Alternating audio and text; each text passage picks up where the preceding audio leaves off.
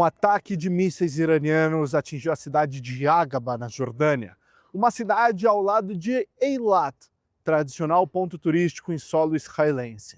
O que este conflito nos mostra é que o conflito do Oriente Médio está atingindo uma escala que transborda os limites nacionais. Com o objetivo de atacar alvos dos Estados Unidos, o Irã traz uma ofensiva que faz os alarmes também soarem em Israel.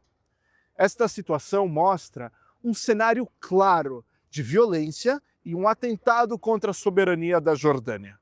Esperamos ter cenas mais animadoras daqui para frente neste conflito.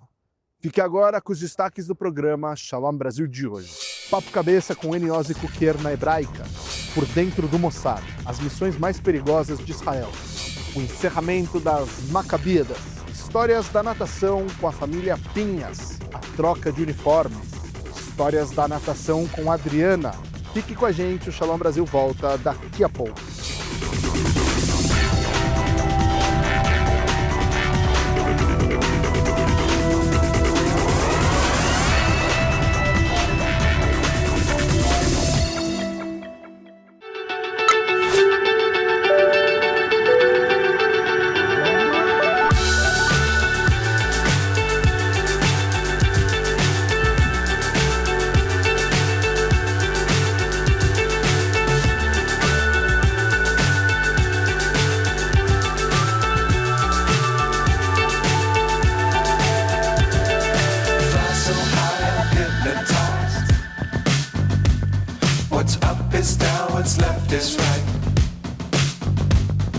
Chasing stars and holding you. I can't see the end, but we'll see it through.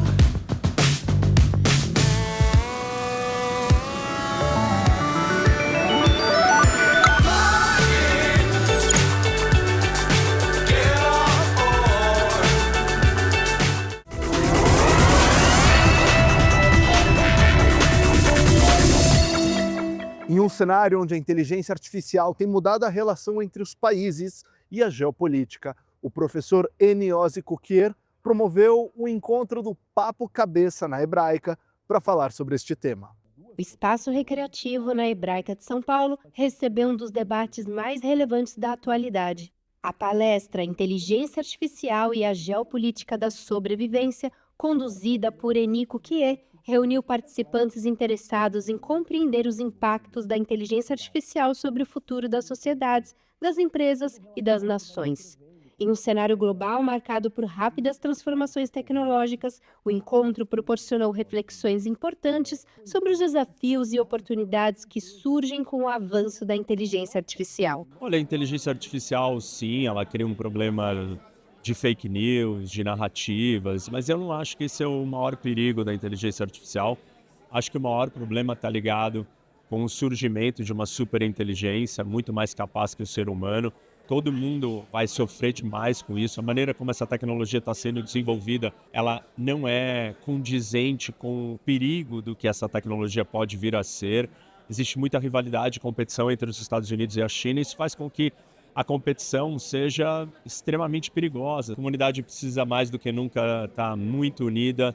O possível abandono dos Estados Unidos a Israel, isso é uma realidade que nós vamos ter que se preparar para ela. A gente já passou por momentos difíceis e conseguimos superar, só que isso só é possível se a gente estiver muito unido e com muita clareza do tamanho do perigo e do problema que nos apresenta. Durante a palestra, Eni Kukier apresentou uma análise aprofundada sobre a corrida tecnológica, que vem redefinindo as relações de poder no mundo. Questões ligadas à segurança, competitividade econômica, soberania nacional e inovação estiveram entre os temas centrais da discussão.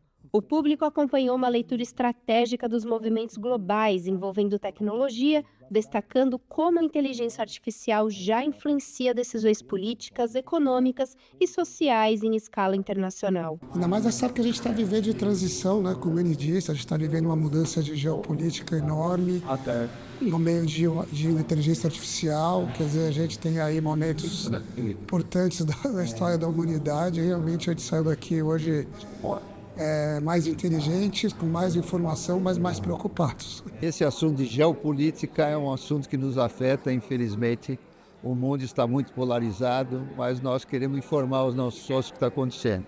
E especificamente a IA está tendo uma importância muito grande em todo o aspecto militar. O evento contou com grande interesse dos participantes, que tiveram a oportunidade de ampliar seus conhecimentos sobre um tema cada vez mais presente no cotidiano das organizações e da sociedade. Além do conteúdo apresentado, a noite foi marcada pela troca de experiências e pela reflexão sobre a importância de compreender as mudanças que estão moldando o futuro. Um momento de aprendizado e atualização para todos os presentes.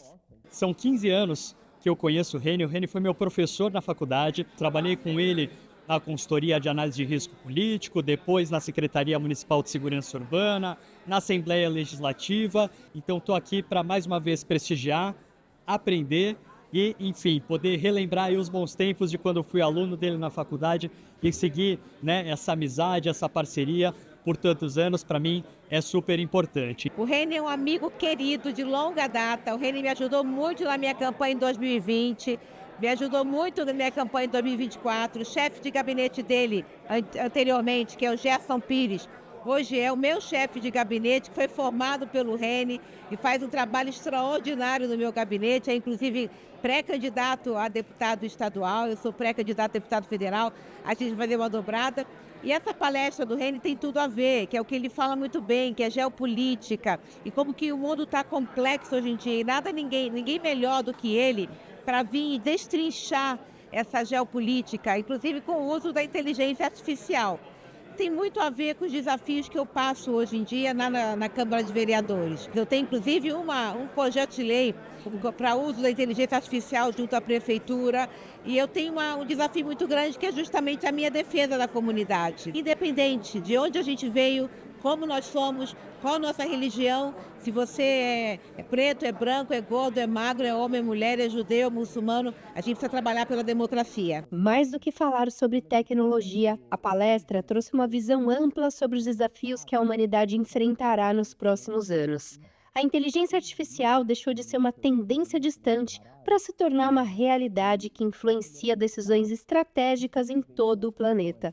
O evento reforçou a importância do conhecimento como ferramenta de preparação para um mundo em constante transformação, encerrando uma noite de muito conteúdo, reflexão e visão de futuro. Olá, eu sou o professor Samuel Felberg com as notícias de Israel desta semana. E continua a tensão na região. Os Estados Unidos vêm intensificando os ataques contra o Irã há mais de 10 dias. Diversos aviões de reabastecimento americanos estão, inclusive, atrapalhando o tráfego de aviões civis no aeroporto de Ben Gurion, especialmente porque uma parte deles teve que ser transferido do sul de Israel, onde Eilat foi ameaçada pelo lançamento de foguetes tanto do Irã como possivelmente dos Houthis a partir do Iêmen. E as tensões no Golfo Pérsico se somam à ação agora dos Houthis também no Mar Vermelho. A rota alternativa para exportação de petróleo através de um oleoduto que levava petróleo do Golfo Pérsico até o Mar Vermelho, para a partir de lá ser exportado para o Oceano Índico, rota que passa pelo Estreito de Bab el-Mandeb. Essa rota agora está também ameaçada de fechamento pelos Houthis, o que fez o preço do petróleo subir acima de $90 e a gasolina dos Estados Unidos se aproximando de $4 o galão, o que representa um desafio para as eleições que se aproximam nos Estados Unidos. E na quinta-feira celebramos o Tisha B'Av, a data que lembra a destruição do primeiro e do segundo templo em Jerusalém e outros eventos trágicos da história judaica, entre eles a expulsão dos judeus da Espanha. O Tisha B'Av se transformou também, em tempos recentes, em um momento de manifestação política, especialmente agora que estamos em plena campanha eleitoral em Israel.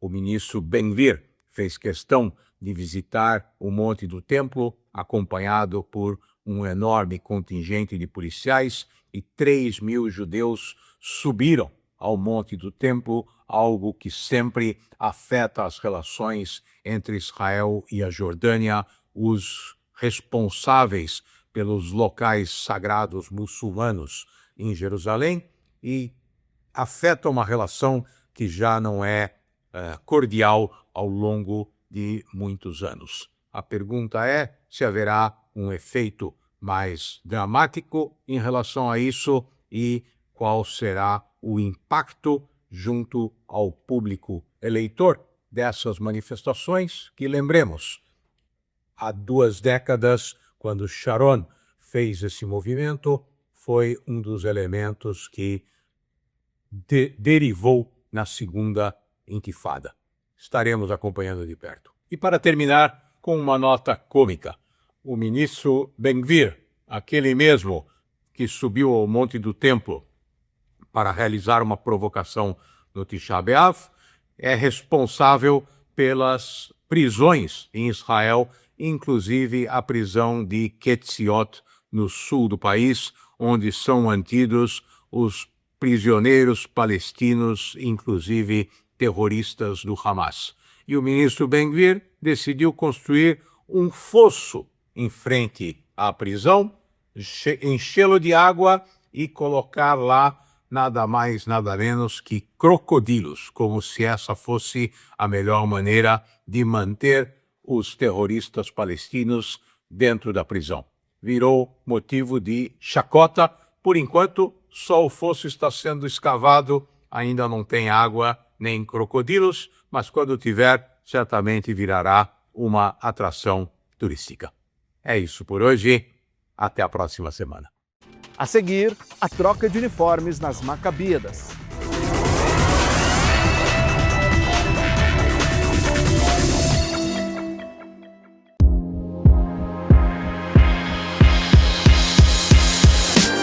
Agora ficou ainda mais fácil acompanhar o Shalom Brasil. Todo domingo, às 19 horas, você pode assistir ao nosso programa também pelo YouTube, ao vivo. Não perca essa nova forma de estar junto com a gente. Inscreva-se no canal, ative as notificações e venha viver o Shalom Brasil com a gente todos os domingos às 19 horas. Esperamos por você!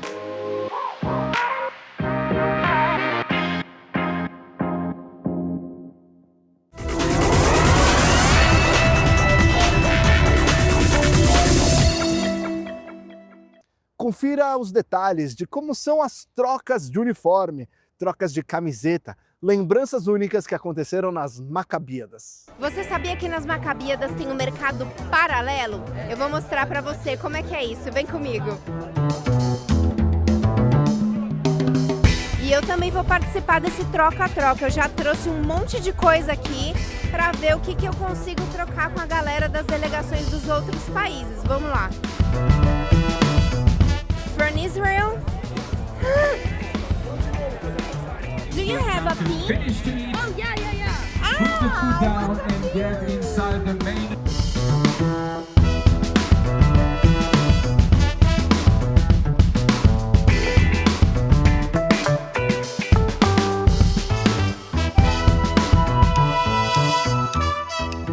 Já troquei de tudo, é uma diversão incrível. Acho que isso é parte das Macabíadas, né? E sendo que o nosso uniforme tá muito legal, todo mundo quer, então...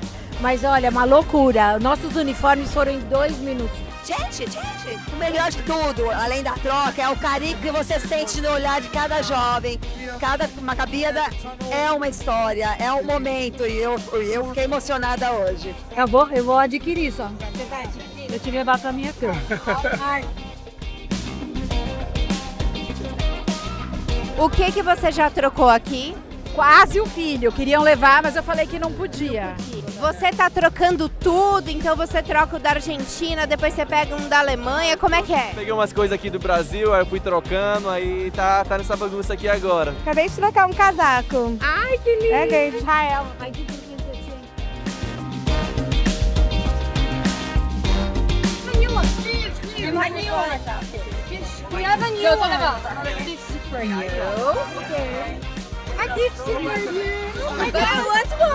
O que você tá fazendo? Tentando trocar uma jaqueta com uma americana. Vamos ver se vai dar certo agora. Vamos ver a negociação, gente. Vamos entender a negociação dele aqui.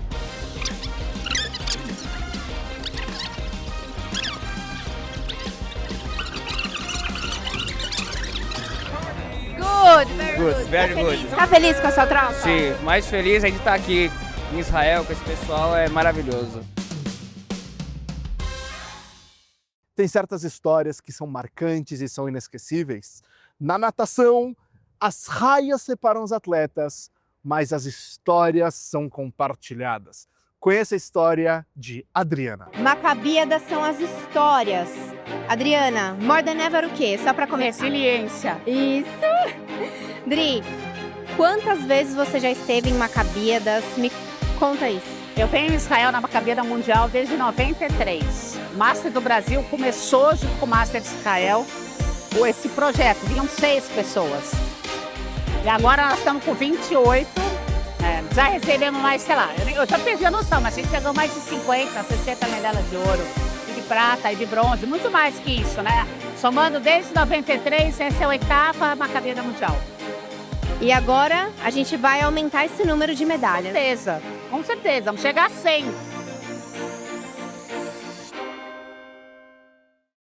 Mais histórias especiais que o Shalom Brasil traz para você hoje. Agora falando sobre a família Pinhas. Macabíadas não são só jogos, são histórias que eles contam. É a sua primeira vez nas Macabíadas? É a minha 4ª Macabíada aqui em Israel e 3 Pan-Americanos. Eu me descobri na natação, na Macabíada. Eu fui convidado em 2011 para me preparar para 2013. Tive sucesso e de lá para cá eu não parei mais.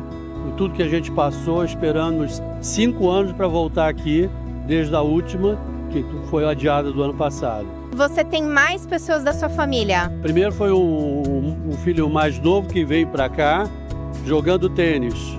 E depois, em 2017, veio um outro filho mais velho. E agora tem um terceiro filho que está participando também pela primeira vez aqui conosco, na natação também. Perfeito! Então é a sua primeira vez nas Macabíadas? Primeira competição em geral.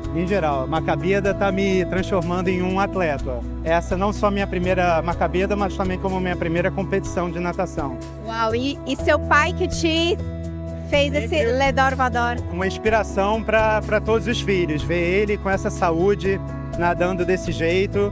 Eu tinha que estar aqui pelo menos alguma vez. Nunca tive a oportunidade de vê-lo nadar e conquistar as medalhas que ele conquistou.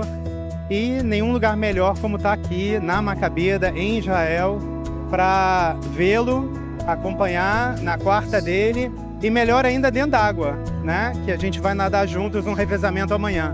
Pai e filho revezando na mesma competição. Gente, isso é o espírito macabeu.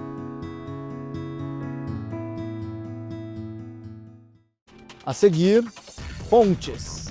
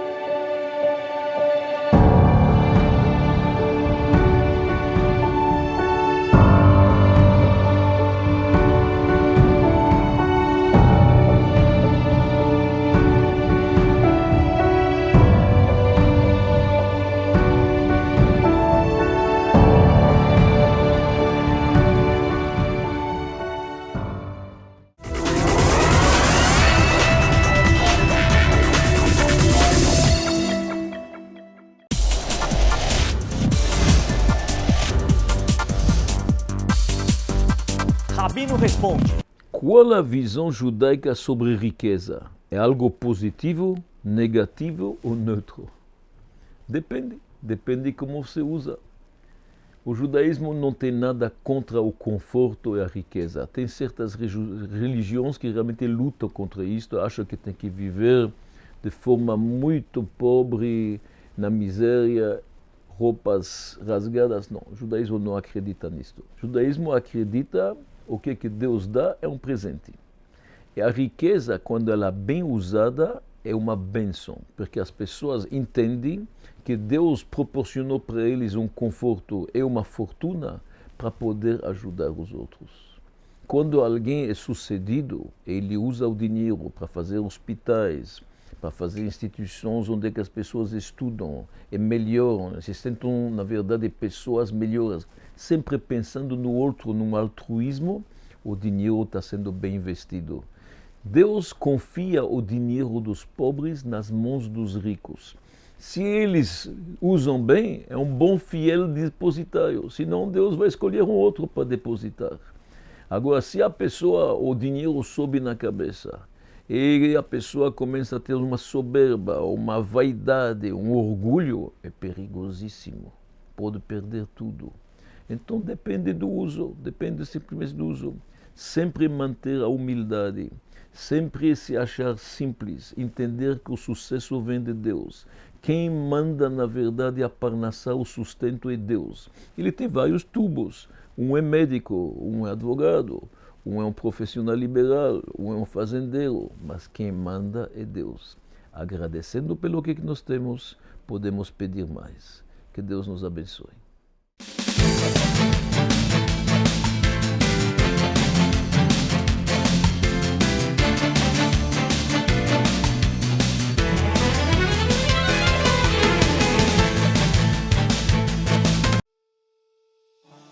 Você está vendo essa rampa? Nessa rampa, embaixo dela, tinha o desenho de vários, como se fossem portões, sobre portões, chamado Kifin al-Gabi Kifin.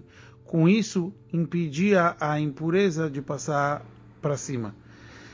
Em cima desse portão, o portão famoso de Shushan, do outro lado, nós temos um tamanho de amá sobre um amá, que era para saber os tamanhos usados no Beit HaMikdash, no qual os Kohanim guardavam essas medidas ali, do outro lado daquilo que estava a cidade de Shushan. Agora vemos o Lishkat Sanedrim Ktaná, aonde ficava 23 Dayanim, juízes, e também os seus alunos ficavam ao lado, 3 grupos de jovens aprendizes. Agora estamos vendo o outro portão chamado Tedri, aonde um Cohen que ficou impuro, ele ia fazer mikve logo de manhã, se aquecia no ambiente do Bet Amoked, aonde ele ficava esse foguinho, e ele saía por esse Shar Tedri.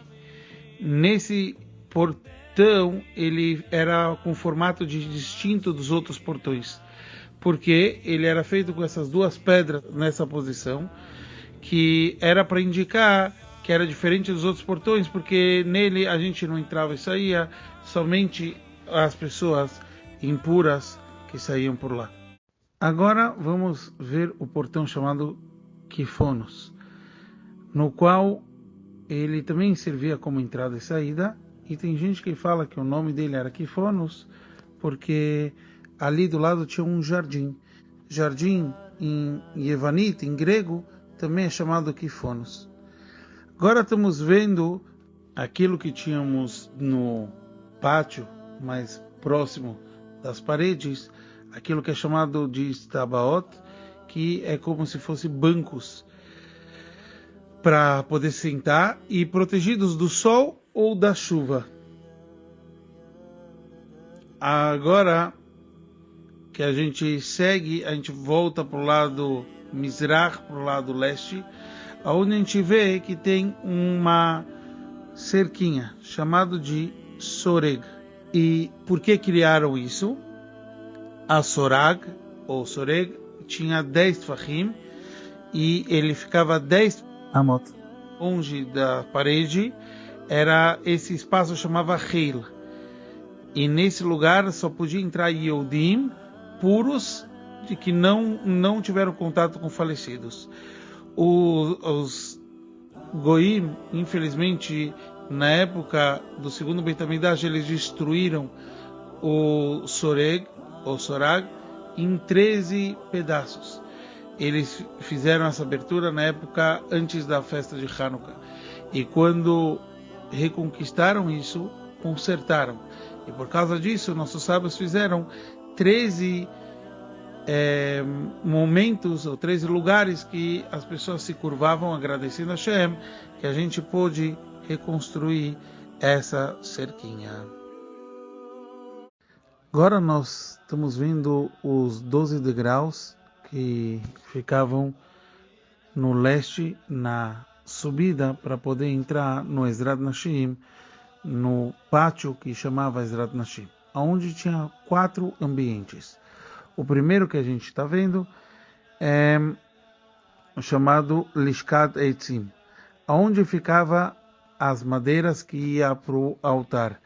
E daí os Kohanim, eles averiguavam se não tinha bichos, etc., se tinha as madeiras aptas para o Mizbeach, para o altar.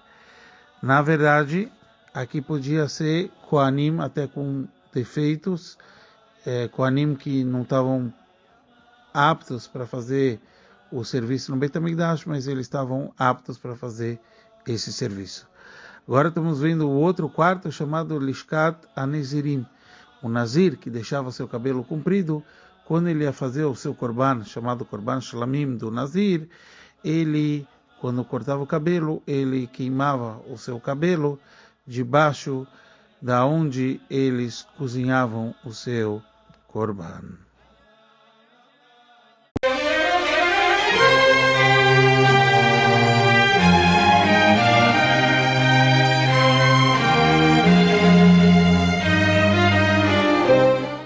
Bringt sich die Gemorre Kama Taimim, was die Eisgeteiltkeit von Chamish Osir B'Yov, der Pirush Aposhet in Mishne, Halachas Kama v'Kama in Gemorre, ist das Lacher Churm Beis Sheni, wo der Pfarrer sich eine von den Taimim aufderuf, was nicht nur die Inyoni vom Better, wo das gewähnt, Leachere Churm Beis Hasheni, ist gewohnt gekommen, Likvura, wie Kajitzi Baseh, B'yachad im See ist aber Eiche dort der Tam, und der End von der ersten Taimim, Abei Kolo Meise Mistbar, wo das gewähnt, noch Beschnass Harboyim, Bejeson Bemidbar.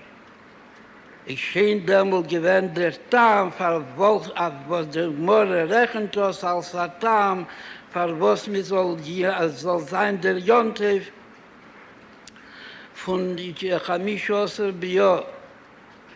Afal Pekenis, Mide, Der, Bedeir, zugekommen noch Taimim, wie die Gemorre rechnet ist, 5, 6 Taimim, 6 Taimim Biprotis, was Biklolus, in das 5 Taimim, was Alpizeh wird sich die Scheile, wie bald das geschehen dort, die Simcha, und sich verstandig hat das Simcha Gdeile, und was darf nun kommen zu Taimim shel Yachrizeh, wo das יש lämmer bepashtus, hat Bishas zugekommen noch ein Tam, ist sich verstandig bepashtus, hat sie kommt zu, noch in der Simcha Sadova. So keine Dema Simcha, was sie verbunden mit Chamisha Dvorim, wie a Simcha, was sie verbunden mit 1 Sache oder mit 2 Sachen וכולו. וכמדובר המול ברוכו, das kommt sich echt, בהמשך, wo die Gemorre ist maflig in Zad ha-Bilti-Rotzri, was es ist geteilt, Chashivosser betamas, und Jachri sehr Tische B'Yov. Der Fall, was sie gewähnt, Chamisha Dvorim, und danach, bis kommt in Midat Tevo, ist dort der Chamisha Taimim. Und der Ruf stellt sich Sidis Barucho, Jusser darf drüber, was sagt in Preetz Chaim. Aber was ist der Tam, wo das ist verbunden mit Chamish Osser Bo, sie sich jeder Ingen bediuk. Was ist das der Kescher mit Chamish Osser Bechedisch? Ist das, wie sagt in Preetz Chaim, das ist der Fall, wo demult die Keime Sire Bashlamusa. Und Israel ist sich dem im Lilwonnen. Afal Pi, was der Cheich Keime Sire Bashlamusa in Chag HaMatzes Bitchilose und Chag HaSukkis Bitchilose. Chamish Osser Benissen, Chamish Osser Betishrei. Kommt aber dazu der Ingen, wie mir war in der Drushim alle Ingen sehr. Aber wie bald das kommt in der Siharo, wo sie gewähren in dem Maimed Dumatzow von Tishebo, wo demelte gewähren der Tischlich mit Shamayim Oretz, der Ingen von Kol Inyoni Levone, ve Kayetze Beze Ayirido, Shen Yirido Lemato Mimene.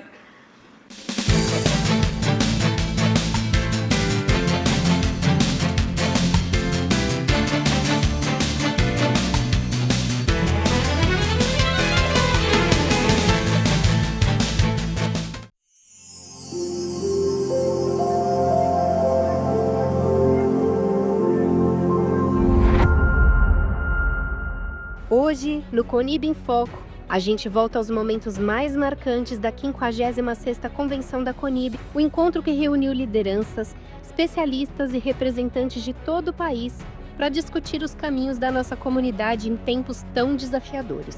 E no quadro de hoje, trazemos um recorte especial da fala do Rony Weisoff, diretor voluntário da Conib e um dos nomes à frente do Projeto Nacional de Combate ao Antissemitismo e ao Discurso de Ódio. E a gente sabe que, infelizmente, os antissemitas, eles saíram das sombras, né? E nós, com muita seriedade, com muita metodologia, estamos monitorando, documentando, gerando inteligência e enfrentando profissionalmente esse ódio que corrói a sociedade. Desde o início da guerra contra o Hamas, na internet, nós tivemos mais de 222 mil menções antissemitas. Para vocês terem uma ideia do alcance que isso chega, a 126 milhões de pessoas no Brasil. Ou seja, há uma enorme responsabilidade de quem possui poder de influência e voz pública. E nós estamos cobrando isso. Muitos judeus hoje evitam expressar sua identidade ou vínculo com Israel por receio de hostilidade. Isso representa uma erosão real da liberdade de expressão religiosa e cidadã que a nossa Constituição Federal, ela muito bem protege. E o que nós estamos fazendo em relação a tudo isso? Muita coisa, muita coisa. A gente lançou uma plataforma, combateaoantissemitismo.org. Nós estivemos no STF defendendo que as plataformas digitais tivessem mais responsabilidade para a remoção do conteúdo de ódio, o que foi julgado recentemente. Nós somos uma entidade de confiança do YouTube e do TikTok para declarar ali o que é o antissemitismo, o que não é o antissemitismo nessas plataformas. Nós temos um time maravilhoso agora, liderado pelo Bruno, de pesquisadores. Nós temos o relatório do antissemitismo. Nós temos a cartilha de combate ao antissemitismo. Nós estivemos no plenário do Senado Federal fazendo um ato em memória às vítimas do atentado terrorista e cobramos lá uma proposta de melhoria da legislação penal e uma política nacional de combate ao antissemitismo. E, juridicamente, uma em cada 4 casos denunciados resulta em condenação ou efeito penal em que nós levamos à autoridade.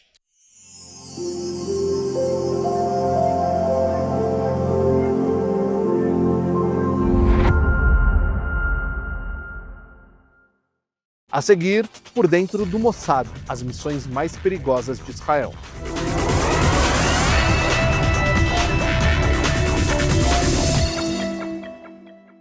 A incomum história de um homem comum. Ele nasceu em 1923, na cidade de Kalwaria Zebrzydowiska, um lugar pequeno, no interior da Polônia, um mundo simples, onde a vida ainda parecia segura. Um dia, sem aviso, mandaram que fizessem as malas. E assim partiram, amontoados em trens, sem saber para onde iam. Vieram os campos, um após o outro. Trabalhos forçados, fome, violência, sobreviveu a vários campos de concentração, inclusive Auschwitz, onde deixou de ser um nome e passou a ser um número. Como se todo o sofrimento já não bastasse, quando a guerra terminou, outra começou. Lutou na Guerra de Independência de Israel. Sobreviveu mais uma vez. O Brasil o acolheu de braços abertos. Vieram anos difíceis, uma nova língua, uma nova cultura, uma nova vida. Nada foi fácil, mas o Brasil foi a decisão correta. Aqui ele pôde recomeçar. Casou-se, teve 3 filhos e 6 lindos netos.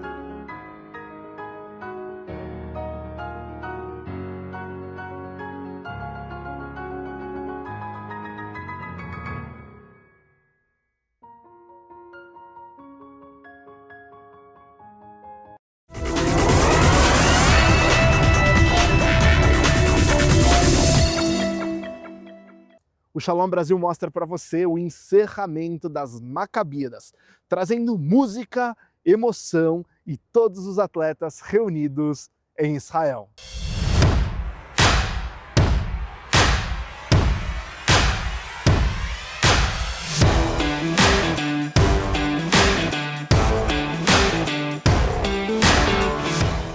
Durante dias, Israel se transformou no palco de uma celebração que vai muito além do esporte. A Macabíada voltou a reunir milhares de atletas judeus dos 4 cantos do mundo em um encontro marcado pela emoção, pelo orgulho e pelo sentimento de pertencimento. Tudo começou com uma cerimônia grandiosa, embalada por apresentações de grandes nomes da música israelense, como Netta Barzilai,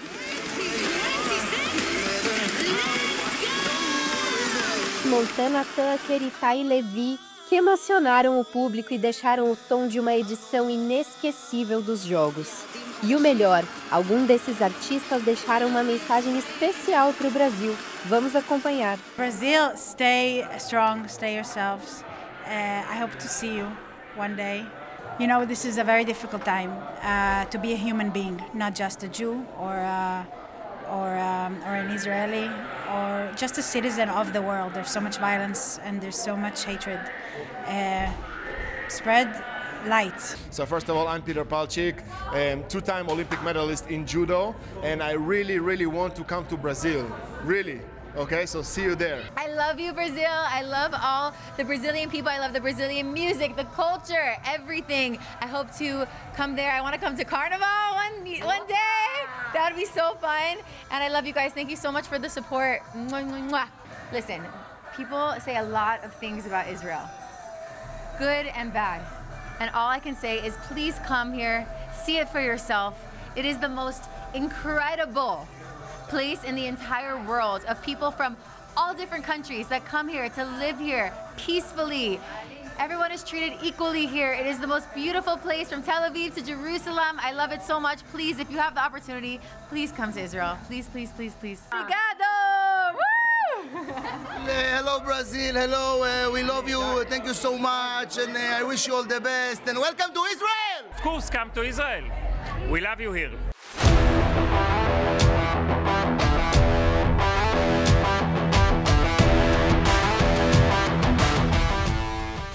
As arenas deram lugar a histórias de superação, amizade e respeito. Foram dias intensos de competições, recordes, reencontros e descobertas. Em cada quadra, piscina ou pista, atletas de diferentes gerações dividiram muito mais do que o espírito esportivo. Compartilharam experiências, criaram novas amizades e mostraram que, mesmo representando países diferentes, todos faziam parte de uma mesma família.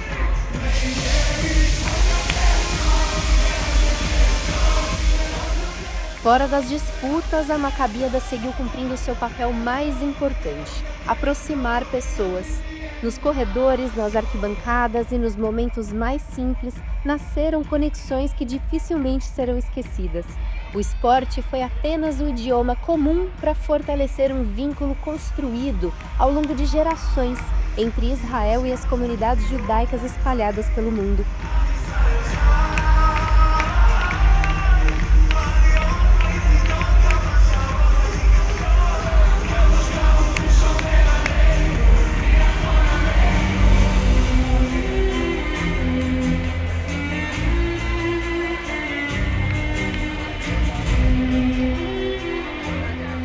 E então chegou a hora de guardar as bandeiras, apagar a tocha e dizer até breve.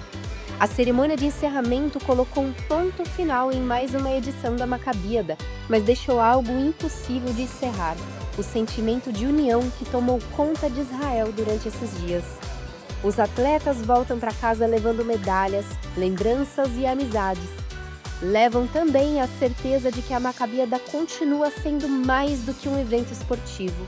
É um encontro entre gerações, um elo entre comunidades e a celebração de um povo que continua escrevendo sua história juntos.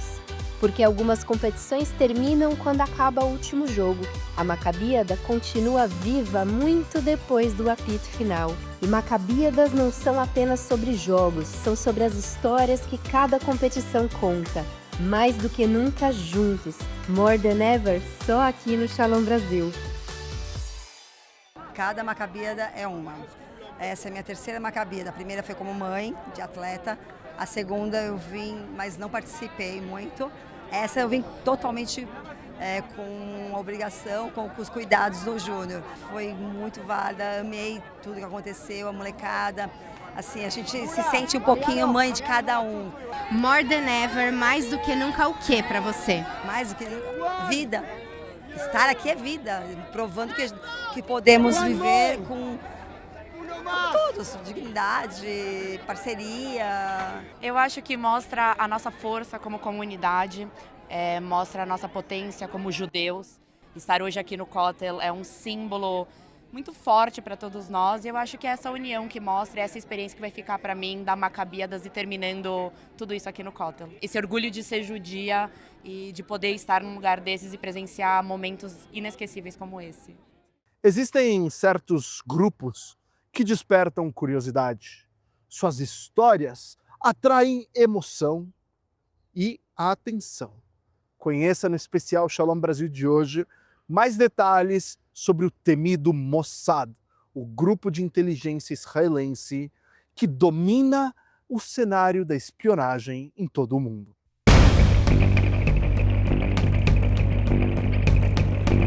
No mundo do terrorismo existe uma regra não escrita: não atacar Israel.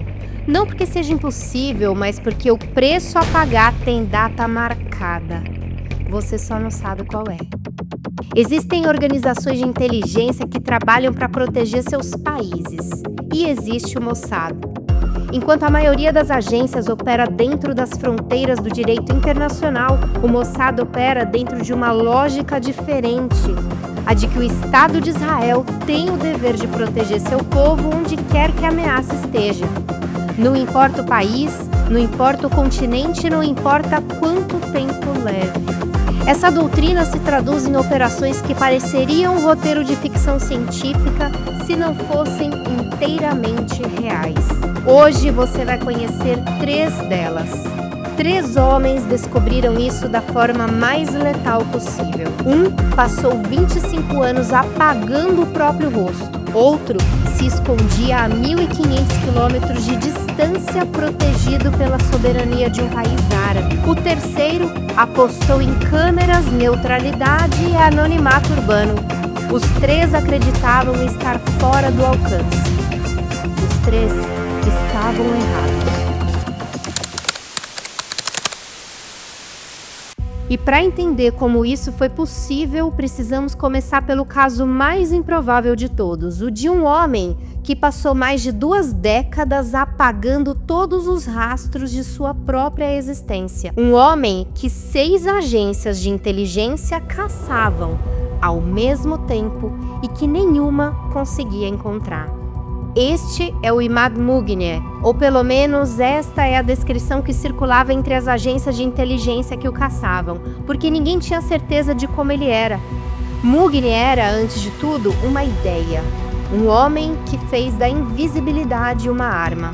Por mais de 2 décadas, ele matou mais americanos do que qualquer outro terrorista antes de 11 de setembro. A CIA queria sua cabeça. O FBI o incluiu na lista dos mais procurados. 6 agências de inteligência de países diferentes o caçavam ao mesmo tempo. E ninguém conseguia encontrá-lo. A estratégia de Mugni era simples e brutal. Ele não existia. Fez múltiplas cirurgias plásticas para apagar o próprio rosto.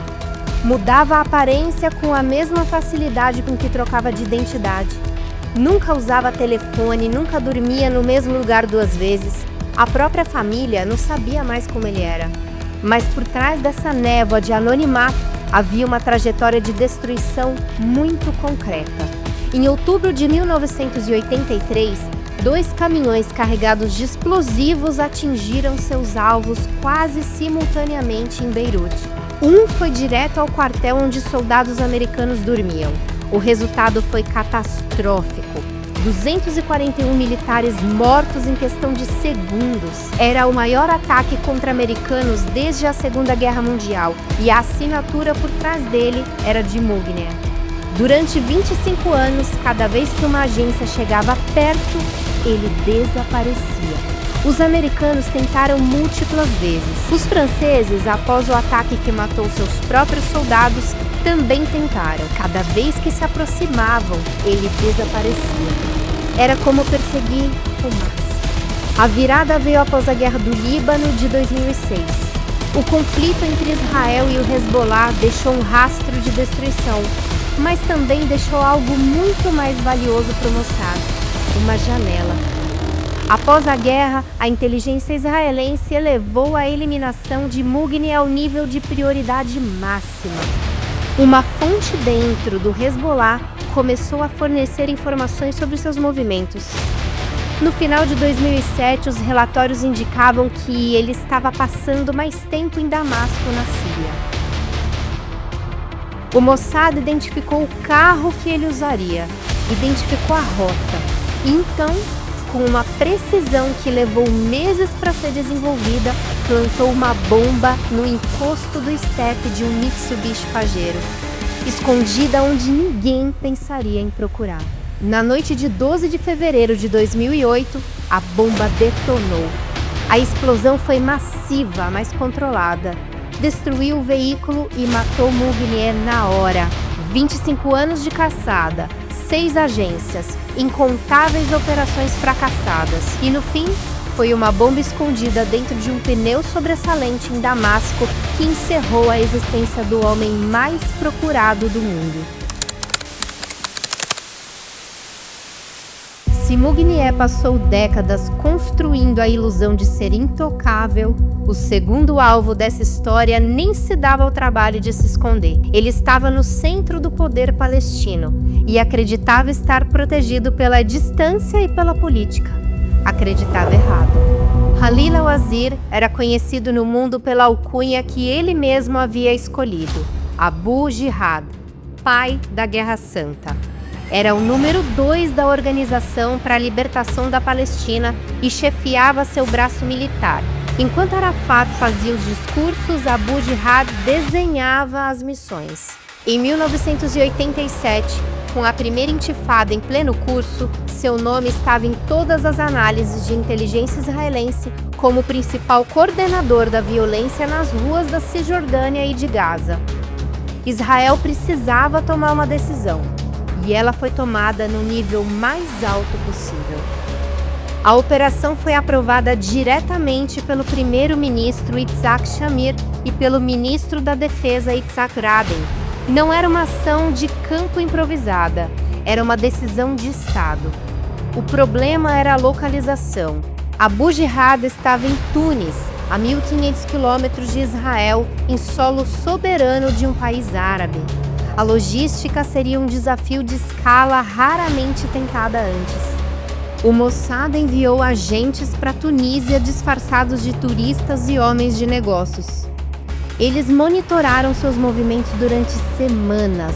Horários, trajetos, veículos, telefonemas. Com essas informações, eles construíram um modelo detalhado da vila, mapearam os postos de guarda, as entradas e ensaiaram o ataque repetidamente. Na madrugada de 16 de abril de 1988, a equipe entrou na residência. A operação durou minutos. Abu Jihad foi morto na frente de sua esposa e de sua filha pequena. Nenhum membro da equipe israelense foi capturado. Nenhum membro ficou para trás. A reação foi imediata. A notícia da morte de Abu Jihad explodiu na mídia mundial. A OLP havia perdido seu segundo homem mais poderoso de forma espetacular. Não em um campo de batalha, mas dentro de sua própria casa, em um país que deveria ser território seguro. A intifada continuou e até se intensificou, mas a capacidade operacional do braço armado da OLP havia sofrido um golpe que levaria anos para ser absorvido. Israel nunca confirmou oficialmente a operação. Décadas depois, com acesso a arquivos e relatos de ex-agentes, a história viria a público. E o que ela revelou foi algo além da execução em si. A operação havia exigido uma estrutura política, logística e de inteligência que pouquíssimas organizações no mundo seriam capazes de mobilizar. A questão que ficou e que ainda hoje não tem resposta simples é onde termina a legítima defesa e onde começa a execução extrajudicial. Israel argumenta que, num mundo onde seus inimigos negam seu direito de existir, a resposta a essa pergunta é uma questão de sobrevivência, não de filosofia. Mas se Abu Jihad operava na sombra de Arafat, o terceiro alvo dessa história escolheu o lugar mais improvável do mundo para morrer. Um hotel de luxo com câmeras em cada corredor, em uma cidade-estado conhecida por sua vigilância impecável. Mahmoud al-Mabhouh não era apenas um nome numa lista de alvos do Mossad, era um símbolo. Cofundador da brigada Izz-ad-Din al-Qassam, o braço armado do Hamas, e responsável pelo sequestro e assassinato de 2 soldados israelenses em 1989. Al-Mabhouh havia passado mais de 2 décadas construindo a infraestrutura militar do Hamas em Gaza, incluindo rotas de abastecimento de armas vindas do Irã. Para Israel, ele era o inimigo número 1. Para Gaza, ele era um assassino de soldados, o intermediário de armas com o Irã. E para o Mossad, ele era o alvo definitivo. Em janeiro de 2010, Al-Mabhouh pousou em Dubai, um emirado árabe neutro, moderno, repleto de câmeras de segurança e com uma das polícias mais sofisticadas do Oriente Médio. Talvez ele contasse com a descrição do trajeto. De qualquer forma, ele estava errado. A operação mobilizou quase 30 agentes. Eles chegaram em momentos diferentes, vindos de países diferentes, hospedados em hotéis diferentes, tudo para evitar qualquer padrão detectável. Usaram 26 passaportes falsos de países aliados, Reino Unido, Irlanda, França, Alemanha e Austrália. Os nomes eram reais. Havia cidadãos verdadeiros com aqueles nomes, mas nenhum deles havia pisado em Dubai. Al-Mabhouh se hospedou no Al Bustan Rotan Hotel e foi para o quarto número 230. O que ele não sabia era que a equipe já estava lá antes dele. A fechadura eletrônica do quarto havia sido hackeada e reprogramada. Quando ele abriu a porta, a missão já havia começado. A operação começou com uma droga que paralisou seus músculos, seguida de um dispositivo de choque e, finalmente, asfixia com um travesseiro. A cena foi encenada para parecer uma morte natural. Por alguns dias funcionou. A causa da morte foi registrada como causas naturais.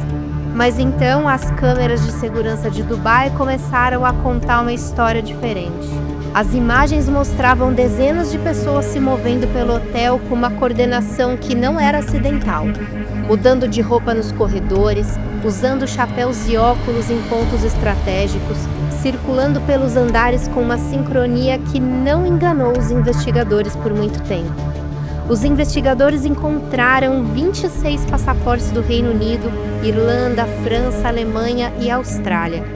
Todos eram falsos. A Interpol publicou as fotografias dos suspeitos. A imprensa internacional explodiu com a história. O escândalo diplomático foi imediato. O Reino Unido, a Austrália e a Irlanda expulsaram diplomatas israelenses, classificando a operação como uma violação da soberania. Governos aliados expressaram indignação formal. Israel ficou em silêncio absoluto. Não confirmou, não negou, não disse absolutamente nada. E nisso está o paradoxo central dessa história. A operação foi exposta publicamente de uma forma que nenhuma agência de inteligência desejaria. As câmeras capturaram tudo. Os passaportes foram rastreados. Os rostos foram publicados. E mesmo assim, Al-Mabhouh estava morto. O Mossad havia entrado em um dos aeroportos mais monitorados do mundo, executando um dos alvos mais procurados do Hamas e saindo sem deixar um único agente para trás. 3 missões, 3 continentes, 3 décadas diferentes. E um fio condutor que atravessa todas elas. Israel não esquece. Seria um erro reduzir essas operações à palavra vingança. O que as motiva é uma mensagem enviada não com palavras, mas com ações. Quem planeja e executa ataques contra israelenses carrega consigo um risco que não some com o tempo. Ele apenas aguarda. Mugnier passou 25 anos se tornando invisível. Abu Jihad se protegia com a distância geográfica e a autoridade política que o cercava. Al-Mabhouh apostou na neutralidade de um emirado árabe e na sutileza de uma operação que quase passou despercebida. Nenhum deles calculou corretamente. Entender o Mossad, suas operações, sua doutrina, seus limites e suas consequências é entender algo mais amplo sobre por que Israel existe da forma como existe. Um Estado fundado sobre a memória do extermínio e por décadas cercado por inimigos que negam o seu direito de existir, desenvolveu uma filosofia de segurança que não pede licença para funcionar. Num mundo onde o antissemitismo nunca desapareceu de fato, onde ele apenas troca de roupa e muda de endereço, essas operações são também parte de uma resposta histórica, a de um povo que decidiu nunca mais depender de ninguém para garantir sua própria sobrevivência. O que o mundo pode fazer é observar, analisar e tirar suas próprias conclusões. Mas ignorar não é uma opção. Meu amigo e minha amiga, é mais um programa Shalom Brasil exclusivo que chegou ao fim. Mas você já sabe que nas nossas redes sociais consegue acompanhar com exclusividade detalhes da nossa programação. Pelo Instagram você acompanha todos os nossos bastidores, dia a dia das Macabíadas em Israel. Nós temos um encontro marcado aqui na semana que vem. Um grande abraço e Shalom Brasil!